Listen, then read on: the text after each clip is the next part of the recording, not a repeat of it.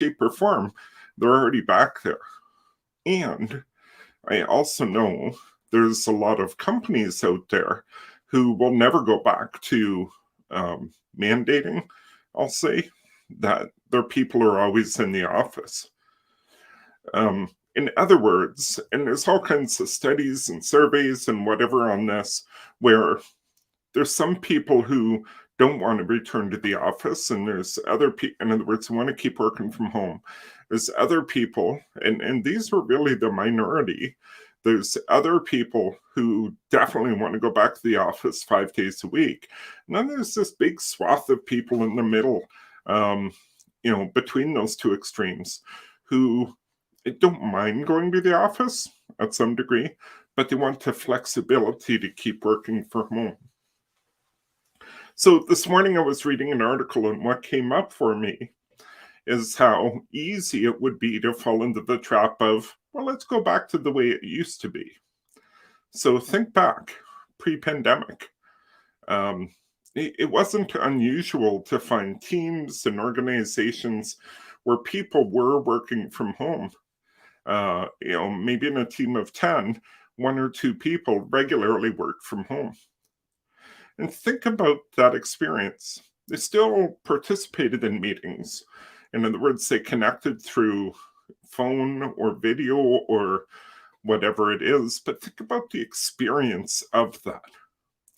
Think about the experience of what those people, the ones who are remote, their ability to participate fully in what was going on. Oftentimes in meetings, I don't know about you, but I see this all the time, there's side conversations. And as much as side conversations are a bit of a distraction or a dysfunction when it comes to effective meetings, they're a reality. They happen. Not excusing it, just saying it's what happens. Other times, the conversation could become so passionate and so almost chaotic that what ends up happening is the people who are remote can't get a word in edgewise. Sure, they could wave their arms, they could, whatever it is, to try to interject, but it is, or at least it was, far, far more difficult to get in there. So lots of things, and back in those days, what I always recommended to teams when it came to work from home, in other words, people regularly, every week, Tuesday, they work from home, is either everybody's home or everybody is in the office. Make it an even playing field. If you're all in the office, obviously it's easy, we're all in the same room. If you're all remote, everybody is both advantaged and disadvantaged by the technology.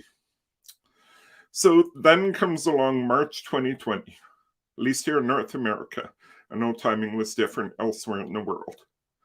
Along comes March 2020, and suddenly we're all finding ourselves working from home. So whether you're an employee of a company or a consultant or whatever your role is, you found yourself suddenly having to figure out how to do your job as effectively from home. And guess what? We did it, right? Let's celebrate that. The world has gone on. Companies have continued to succeed. Teams, arguably in some ways, have become closer. Whether it's because of being able to see family or pets, like connect to the person, in other words, or by simply leveling the playing field in terms of how we collaborate and how we communicate. So first off, and more than anything, I want to celebrate that. For 18 months, you've done it. You've been out there, you've succeeded, your team has continued to thrive. I know many teams who have just, they've become stronger. I'll put it that way.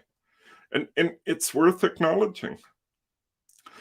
And so now here we are at the end of a pandemic. Okay, yeah, it's not done. Still more to go. Will it become endemic? Like we could get into a whole discussion about COVID and all, everything related to that. It's not my point. right? But here we are at a point where companies are starting to plan for and figure out what does it mean to move to the next stage. That's probably the right way to put it, as opposed to saying we're at the end of a pandemic. But they're looking to move to the next stage. So one company I know moved from a space of, I know many companies in this kind of mode, moved from a space where they believed the only way they could work effectively together pre-pandemic was to all be in the same room together, right? And so they set themselves up, and they were and are, continue to be awesome. And they didn't think there was another option. And when employees asked for it, they resisted it. Now, swing the pendulum forward 18, 19 months, whatever it is now, right? They swing the pendulum forward. And now what they're talking about is something where you get to choose. If you're an employee, you get to choose what makes sense for you. It's not a wide open free-for-all kind of thing. There's rules, there's conditions, there's whatever related to it. And I think there's so much good stuff in there. And as teams go back to the office, what popped up for me, not just for them, for everybody, is are they expecting to go back to how it was when it came to running meetings? Are we expecting that, we'll put the whole room onto one video call? And so if this was the room, where I am, there'd be 8 of us having a lively discussion while 1 or 2 of you tried to be a part of that discussion. And here's my thing. Don't go there. Don't go back to there. Don't accept that, we can go back to the way it was. And it works somehow, because it wasn't. You were losing so much opportunity by those remote people not being able to fully participate, even though you're not in the same room together. So that's what this is about. I want to plant a seed that going back to how it was doesn't make sense. It never did, right? Sure, in the early days of technology, we were learning, we were growing, and if there's one good thing, there's many good things that happened because of the last 18 months, make this one of them. Make the fact you figured out how to not only succeed, but to thrive during a pandemic where you could not be in the same room together. Make that a success. Make that the thing that's going to create a platform to take you somewhere else, right? And in other words, onward and upward, all that kind of stuff. So I want to offer you 3 tips. 3 tips, 3 things to think about, 3 things you could do to make sure you stay on the same track. When I say same track, I mean all that effectiveness about being remote. What could you do? So first off, there's the obvious one of looking to the industry experts, right? What are they doing? So recently I heard one of the big video conferencing platforms was talking to their customers, and they said, that problem I was talking about, where the person at home was disadvantaged, they actually believe that problems could have flipped. They think there's a significant likelihood that the people that will become disadvantaged is the people in the office. So here's what I believe, is nobody has to be disadvantaged. Let's not wait for the technology companies. We all know how it works, where they'll start to enhance it, and it could be months or years until we have something that's really viable to level that playing field. So don't wait for it. If you're a person who does meetings, most people in business do these days.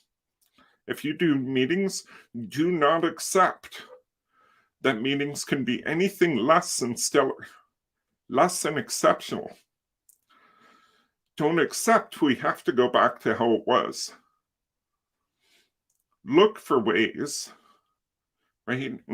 Look to what the experts are saying, and look for ways to make your meetings even more effective regardless of where people are. All together, all dispersed, or some combination of. How can you bring all voices into that? So that's the first one. Definitely read, look to the experts, look to experiences. Don't try to copy them. I never advocate for trying to copy another organization because you're not them. But look to them for inspiration, for ideas, and so on. Secondly, number 2, reflect. So bring your team together and have a very intentional discussion. Now, if you're in the agile space, you'll understand I'm saying have a retrospective.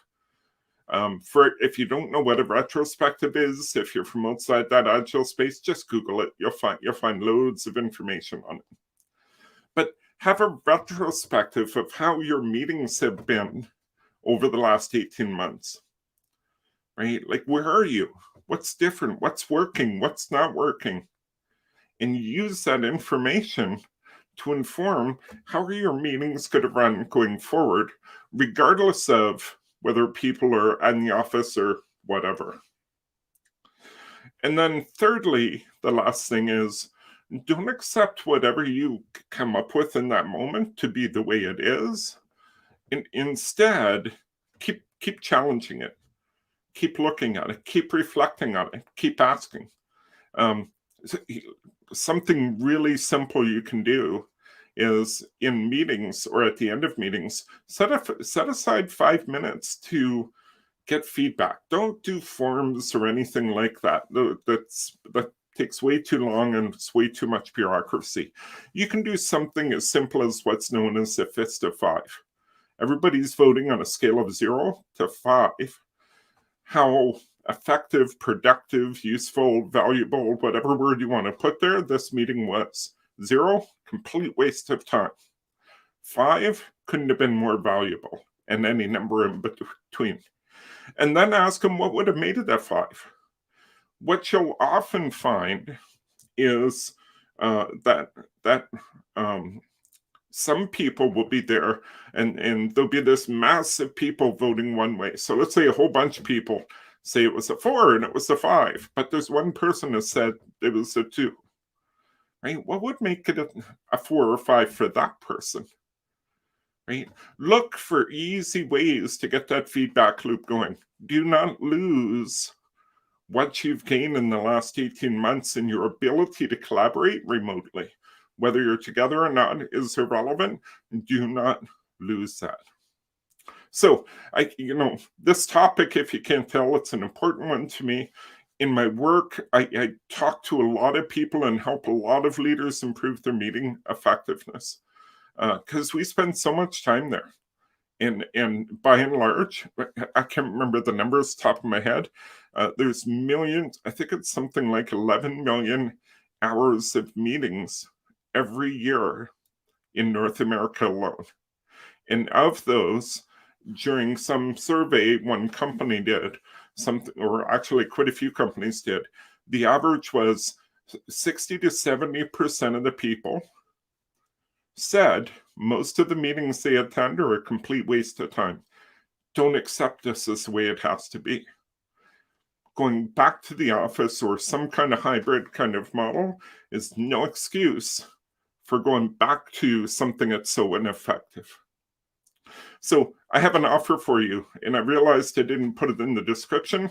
So as soon as I end this call, I'm going to post it into the comments, a link. I have a free 5-day challenge coming up. It starts Monday. What it involves is every day I'm going to do a live stream similar to this. I'm going to do it on Facebook, and it'll be recorded. So I would love to have you there live. If you're not, that's okay. You can always watch it afterwards. And I call it a 5-day challenge. And the name of the challenge is Meetings That Don't Suck. So throughout that 5 days, we're going to cover one aspect of what it means to run effective meetings. Or let's go with the title, to run meetings that don't suck. Virtual, in person, some combination of. Over those 5 days, we're going to explore that. Then in the week following, I'm going to ask you to apply what you've learned in one of your meetings. and then we're going to come back together. Why am I doing this? Because I know that we can't go back to how it was. Too much time was wasted in meetings. You know that. I know that. Everybody knows that. And so don't accept that's the way it has to be. I would love for you to join me on that bit of a journey. No cost, no obligation. I'm doing it because this is so important to the working world, the business world. So please join me. And again, I'll put that in the comments. If you don't want to wait for that, go to Leading for Change, change.ca, and go to the Learn With Us. Under webinars, you'll find it. All right. Thank you, everybody. And I look forward to talking again soon. Have yourself a great afternoon.